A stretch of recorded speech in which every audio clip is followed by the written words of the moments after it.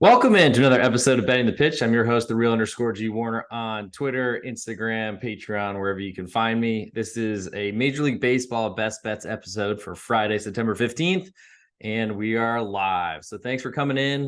You might be listening not live on Apple Podcasts or Spotify. Please leave a 5-star review. That'd be huge to get me up the search bar. Of course, if you're on YouTube, please hit subscribe. So today we'll have a best bet end of show. Going to go through the entire Friday baseball card. And before we get into it, I highly recommend checking out my Patreon account, patreon.com/thereal_G Warner. You get direct access to me, my leads across all sports posted nightly or in the morning if I have a late night beforehand. But you can interact with me throughout the day as my write-ups are posted. You can download the Patreon app, turn on notifications. You get an update, like a buzz notification, something like that each time I lock in a play. My patrons would say it's a very reasonable price for a more interactive experience, especially if you subscribe on other platforms. So go check it out. And so I guess stick around. We'll be doing best bets. I'll go through each game of the Major League Baseball card today on Friday. We'll do a soccer podcast probably later this evening because there's a very, very light schedule thanks to the international break and everyone coming back from multiple continents and that, et cetera, et cetera. All lines quoted in this podcast are courtesy of betonline.ag, my favorite place to get my bets down early. Reduced juice is offered on almost every game you want to bet right up until game time. Please follow the link found in the podcast description to fund your account and use the promo code GW50. You got to use the GW50 to get the bonus. So make sure you use that to receive a 50% match bonus up to $1,000. So GW50, make sure you use that.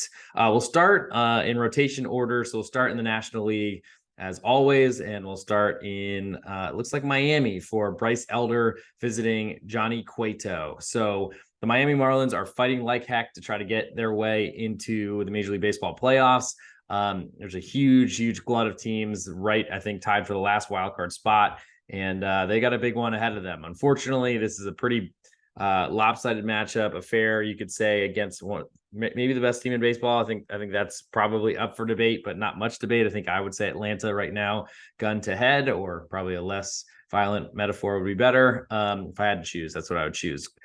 Looks like Johnny Cueto currently a plus 153 underdog at home. Over under is 9, with a little bit more juice to the over. Started out initially with a bigger number, plus 170 region. So the Miami's gotten a little bit of money.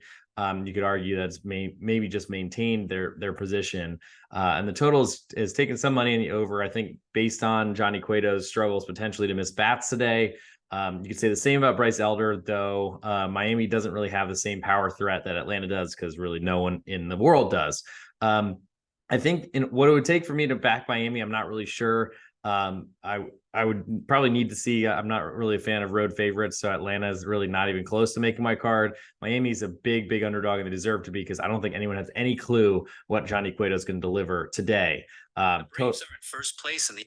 Yes, and of course, my Apple Watch wants to tell me the Braves are in first place. We know that. We're doing a podcast on baseball, and we've been doing it all year. Over under, I guess I'd lean over if anything, but it's a really tough park to see runs being scored. Next, we'll move to Cincinnati at the New York Mets. We get Hunter Green visiting David Peterson. This one's been kind of jockeying around. Initially, I guess I'll give current number. Current number is Peterson, a minus 109 favorite at home, over under 7.5, slightly juiced the over. This one opened at kind of the split juice, minus 110 both ways. Fortunately, there are 10-cent lines to bet online. Another reason to follow that promo code and get in there.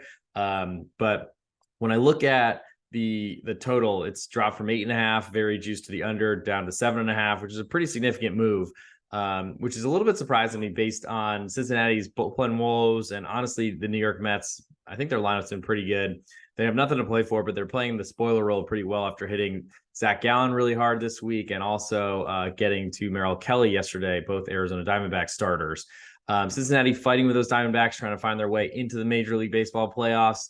Doesn't look like the division's really going to be possible for them, but we'll see, of course. I think Hunter Green, who's got a big arm, really good strikeout guy, unfortunately has struggled with consistency in his young career. I think he was one of the COVID sicknesses recently, and that kind of ran through the Reds clubhouse. I don't necessarily expect that to impact too much. But Cincinnati's got a lot to play for. The Mets have nothing to play for, and this line keeps jockeying back and forth, and the Mets are getting a lot more respect right now. I lean to that side. I like the Mets at home. I was hoping that they would, because they had moved to an underdog overnight, and I was hoping it'd come back I'd wake up this morning and be a bigger underdog. Instead, it's come back. I still think the Mets are a reasonable play here at minus 109. I'm not sure I'll make it my best bet for this episode, but it does interest me. And as for the total, I feel like I like over. Peterson's really good at striking out people in dangerous situations. Unfortunately, he struggles with loading the bases and putting too many people on via walk, and really has a very high whip. But strikeout pitchers can potentially get out of those sort of things. You could say probably the same thing for Hunter Green as well. I just feel like Cincinnati, you might see a sneaky LA De La Cruz out of the lineup because he's been batting really low in the lineup against lefties and even got pinch hit for on Thursday. So for what was supposed to be the best player in the world, who took the Major League Baseball atmosphere by storm, I'm not sure that you're going to see a big impact from him. And there's potential to spook the market a little bit. You might see some Mets money come in if you don't see Ellie De La Cruz in the lineup. Next, we'll move to Washington visiting Milwaukee. Still a battle for Milwaukee to close out the NL Central race. I got Jake Irvin from Washington, who's been pitching very well, at Wade Miley, who's been even better.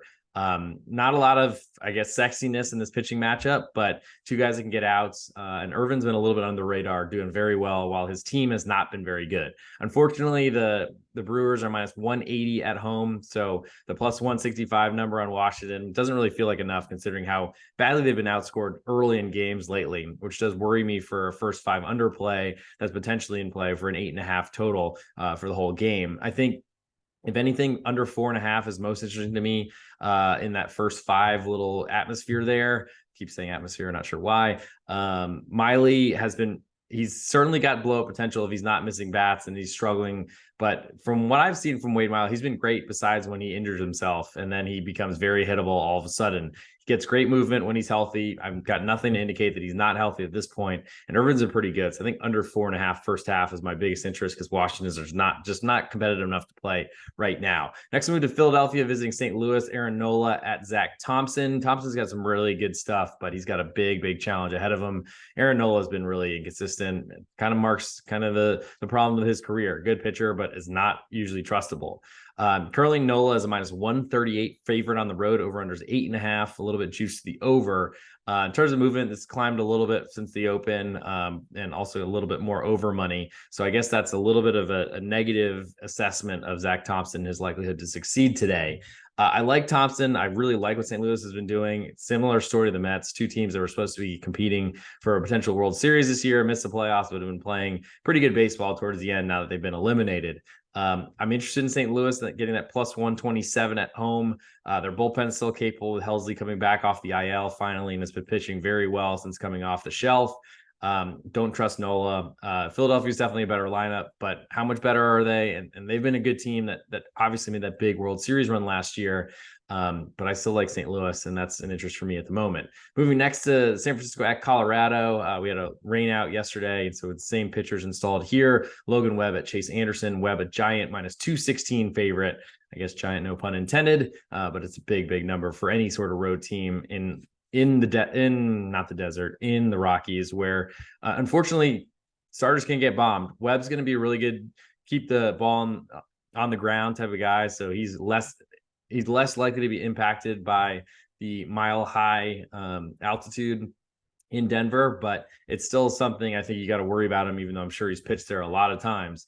On the other side, Chase Anderson, he's a pitch to contact guy, which is very scary in a Denver ballpark.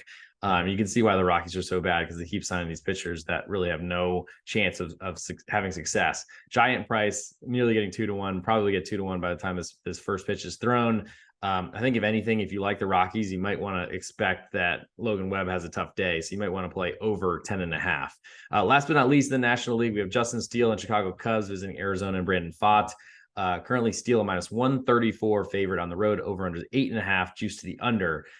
This has moved very little since the open, maybe a little bit under money coming in, which is a bit surprising in a place like Arizona, because it's a big over park, really, despite the ball doesn't travel very far there, unfortunately, but it's a huge park. There's so much space in the outfield, a lot of area for balls to fall in to little slots, gaps, blue hits, things of that nature.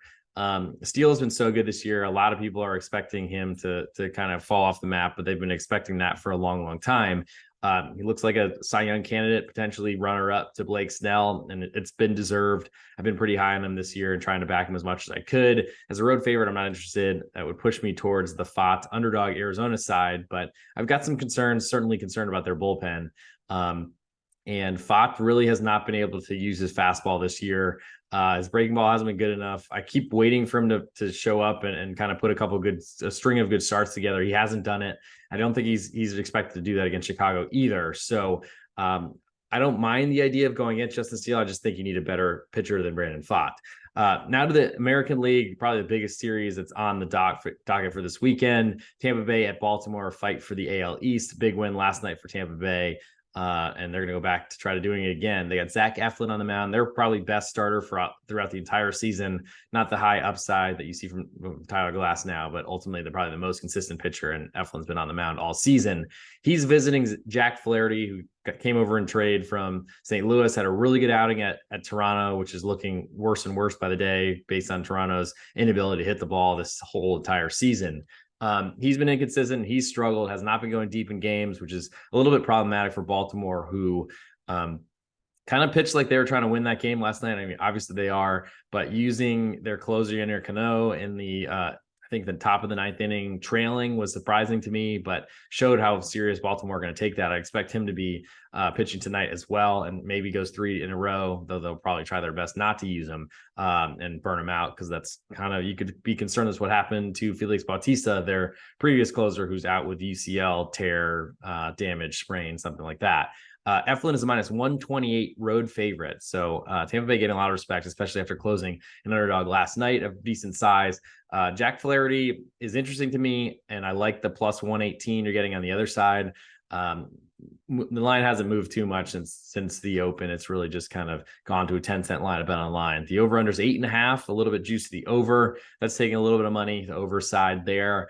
But I'm not really sure there's much interest for me in this one besides Baltimore taking that plus 118. Biggest concern, though, ultimately is Jack Flaherty, and if he can really, I don't know.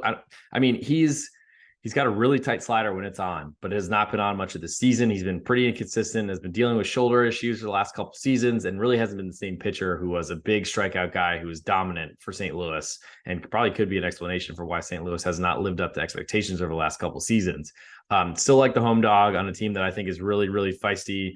And it's a big change in the number from last night to tonight, with not a huge, I mean, Kyle Bradish has been so good last night, starting pitcher for the Orioles, but ultimately he's not that different, I don't think, in the pantheon of starting pitchers. Had been really solid, but ultimately not that different. So it feels like there's a big overreaction to the starting pitching difference for this one, especially considering how much Tampa Bay had been struggling and are on a fairly long road trip at this point. Boston visits Toronto in another potential wild card matchup. Toronto is definitely fighting, as they've just fallen out of a playoff spot after being swept in 4 games at home by the Texas Rangers.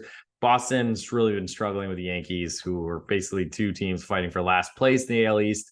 Certainly good teams, but ultimately don't look like the playoffs are going to be that close. You have Brian Bayo starting for Boston, and he is visiting Jose Barrios for Toronto. Currently, Barrios in Toronto minus 130 home favorite, over is 8.5, juiced very heavily to under.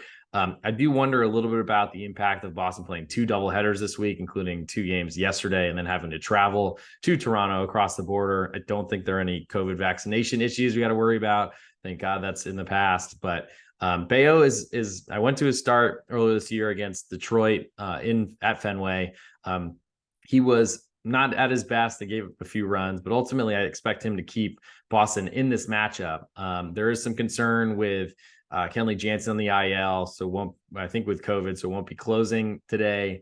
And what I imagine is Chris Martin, if I'm getting that name right, will move into that closer role. He did close the early half of the doubleheader, of 5-0 win, which is disappointing because the Red Sox added on a bunch of runs. So they wanted to make sure they got him up. He was ready to go, 2-out, 3-run shot. And so they brought the closer in anyway.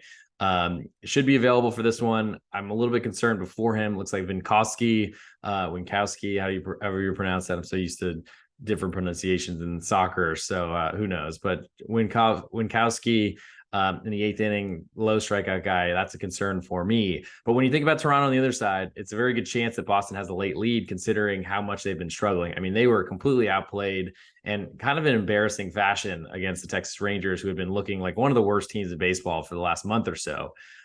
Huge series. They fell on their face. The Boo Birds are out in Toronto. Not Bluebirds, Boo is in BOO. A lot of people are very concerned with Toronto, and a lot of fans really not showing up to games as well. One of my good friends is in Toronto, and he's like, yeah, no one cares about the Jays anymore, which might have been a little bit of a reaction, but I think it's a good reference to what Toronto have been putting out on the field this year. And honestly, they've been really disappointing. So I'm very interested in Bayo getting a plus 120. Don't really know what to do with the total because I'm not really sure what shows up in this one. Texas then visits Cleveland. We just talked about John Gray at Lucas Giolito. Currently, Texas is a slight road favorite, minus 113. Over under is 8, juice to the under. I'm a little surprised by that because there's certainly concerns in John Gray as he's been injured, had a blister, had a lot of things all over the season. Lucas Giolito, meanwhile, is a scrap heap type player who's been traded from Chicago White Sox to the Angels. It was a disaster. They waived him. Cleveland, who literally would take anyone to start big games for them, picked him up. They're not really in the playoff race. They think they are, but they're pretty far behind Minnesota at this point, and Minnesota's in Chicago for a series against the White Sox, who really are just circling the drain at this point. So Cleveland in to win this one. I don't think Giolito, even as a home underdog, interests me because he has not been competitive, and really to me has been an early bad pitcher for his entire career, who got a lot of hype for no reason. Minnesota, as I just said, mentioned they visit Chicago. Whatever is Brady Ober, something Ober. Can't remember his first name on the spot, against Schultens for the White Sox. Bailey Ober coming up from the minors to come back in the rotation, and Minnesota is priced pretty highly for a guy coming back off of injury or just trying to maintain innings. The Twins are minus 167 favorite on the road, which is gigantic. Over under is 9, juice to the under. I just don't believe in Chicago. We saw Kenta Maeda finally get back on the right track last night, and his start at Chicago was very dominant. Bailey Ober should be, though, for probably 5 innings is the max you'll see from him, which does put some concern or strain on the Minnesota bullpen, but they got a huge day off yesterday for everyone that was meaningful. Chicago are not a team I want to back at this point. I guess if anything, I like over 9 there, but I'm not sure that's enough because I really don't like the White Sox, who are simply just swinging for the fences to try to build up personal stats at this point in the season. Houston then visits Kansas City. Christian Javier at Zach Greinke. Should be a pretty dominant effort for Houston. This should hit Greinke pretty hard, though it's a big park, so it might be a little bit better to Zach Greinke's advantage. He's going to try to miss bats as much as he can, or at least get weak contact because he does not miss bats. Javier at minus 178 favorite on the road is gigantic considering how bad he's been this season, but he is facing one of the worst teams in baseball. Over under is 10.5, which has climbed significantly from the 9.5 open, which makes me feel that open is inaccurate, but we'll see.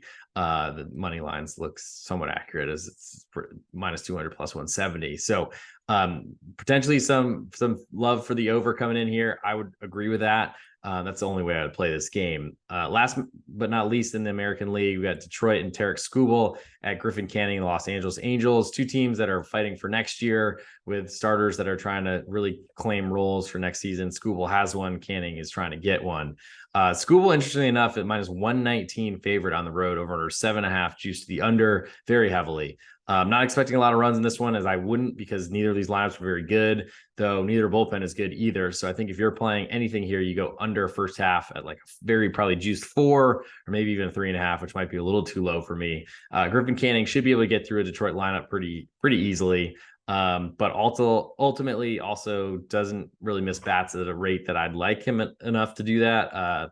He's got a riding fastball that goes up in the zone, which unfortunately, if he's not missing bats, it goes a long way. Tarek Skubal, on the other hand, has been building up after, I think, Tommy John or some sort of shoulder surgery. He's been really good, striking out a ton of guys. Ohtani doesn't look like he's anywhere close to playing at this point, probably will be shut down for the season. At least that's the rumors I'm hearing. Might be the case, who knows? But even if he's in there, I think Skubal should have a pretty good time against the rest of the Angels lineup. Waiting to see if Detroit moves to an underdog, but I don't think that'll happen before first pitch. Moving to interleague, we got 3 games left to go, and then we'll get to a best bet. Thanks for hanging on. If you're on YouTube, please hit subscribe. If you're on Apple Podcasts or on Spotify, leave a 5-star review. I will read them. I'll actually load it right now to see if anybody wrote anything in the last couple of days. as we have many other things in the feed now with the NFL, putting soccer stuff up as always. And would love for some people to interact on there. Have not seen anything yet. We got, I guess there's our interlude now to the interleague play. New York Yankees, Garrett Cole visiting Johan Oviedo. Cole minus 155 favorite on the road, over under 7.5, a little bit juice the over. Oviedo's been really hard to trust. Can be really good, should be in a big park against a New York Yankees team that really struggles off a doubleheader, off of travel. Should be a pretty good spot for Oviedo to at least hang around with Garrett Cole, but he should be able to keep a Pittsburgh lineup very quiet. I don't know there's enough there for me to back Pittsburgh, though they certainly look like the young and upcoming bunch. I just don't know that they can get to Cole very well.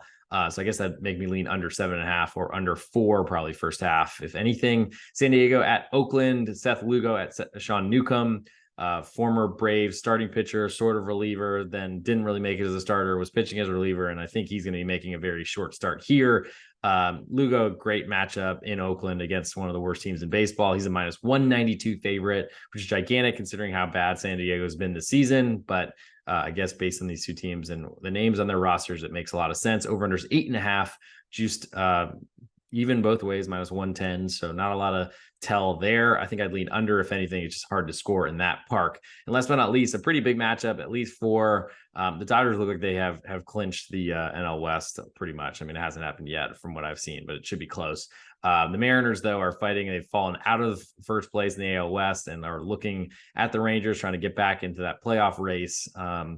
Bobby Miller on the mound for the Dodgers, visiting George Kirby for Seattle, who's been a little bit in the news. I mean, complaining about going out for the 7th inning, complaining about pitching more when he thought he should be done, and then blowing a lead at Tampa a couple starts ago. Getting on his manager about that is very interesting, and would not have expected that sort of thing to come out, but emotional guy after a game potentially. Bobby Miller, meanwhile, throws 100, huge pitching prospect for the Dodgers.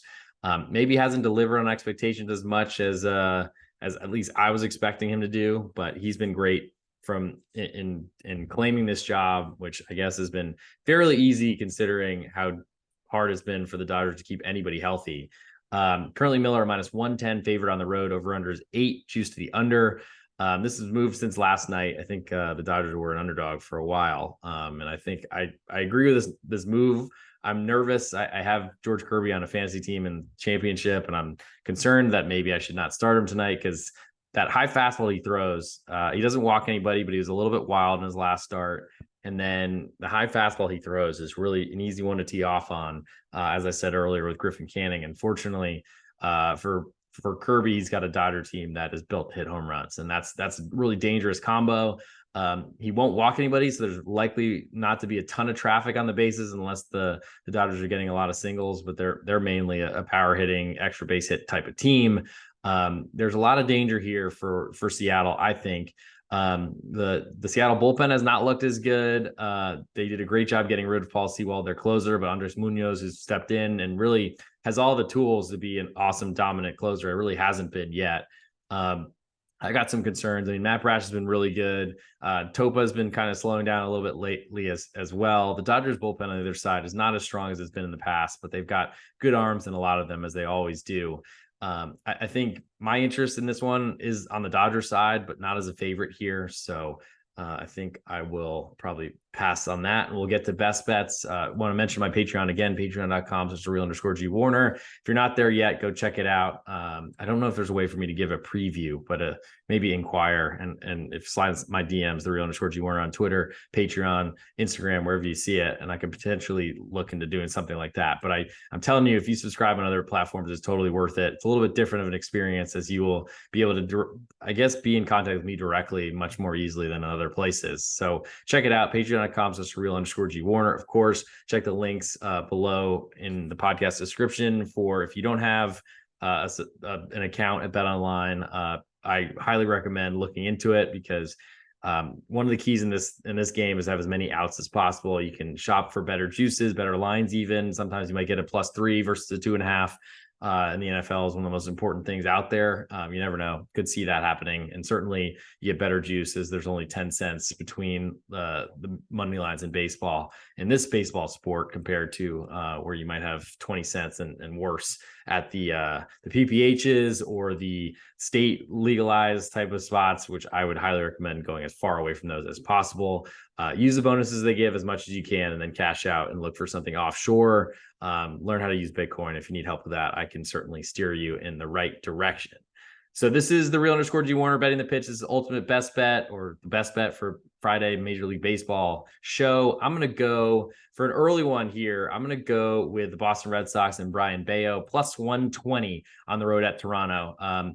Yes, there's a lot of work yesterday for the Red Sox playing a doubleheader. They took the early one, lost the second. Bayo, I think, will keep a team in the game against Toronto who's really not been hitting at all, not been playing good baseball. Barrios certainly has blowups in him, and the Toronto Blue Jays, after losing 4 straight games at home, a 4-game sweep by the Texas Rangers on the road, have fallen out of the playoff picture right now. They're still trying to fight their way back in, but the season ended today. The Blue Jays will be out. Support in the crowd has not been good. I'm sure there's not a good feeling in that dressing room, and Boston will come in with a lot to play for as they're trying to end the season not on last place in the American League East. So take the Red Sox plus 120 as my best bet for this Friday at the real_G Warner on Twitter and Instagram. And that'll do it for this episode. Thanks for tuning in. As always, appreciate the support. Slide some DMs if you got any questions, or if you want to start a dialogue, check out patreon.com/real_G Warner. And we'll probably be doing a soccer podcast later today, so stay tuned for that.